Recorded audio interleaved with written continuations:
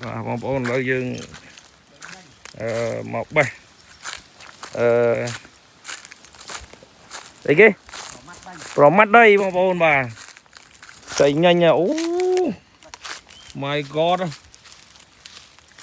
bà là em không khiêu sừng ngắt cho dù bố trời mai đó.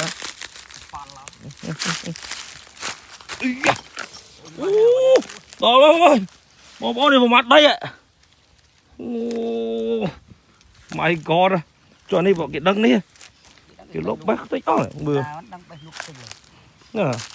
đó là bố bố nuôi rồi khiêu sừng ngắt không.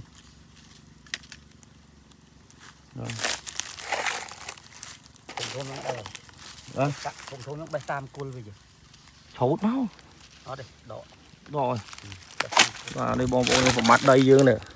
My God ơi. Này. Và mà em không à bom bom mà vô từ slow cô ấy em vào mặt đây đi. Cứ thôi mà chết bật bom bom mà. Nè. Và ót đám thế và cứ việc đốt luôn vía thế và. Nói những độ từng rừng không? Vâng. Làm bây giờ đã tật đâu vì nó sọ. Trùng mà to con khơi như này. Con khơi rồi. Rồi bữa ót khơi nha.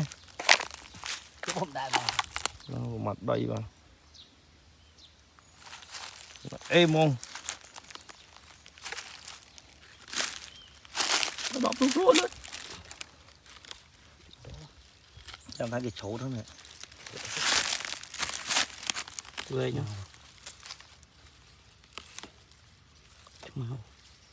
Cô lưới nè.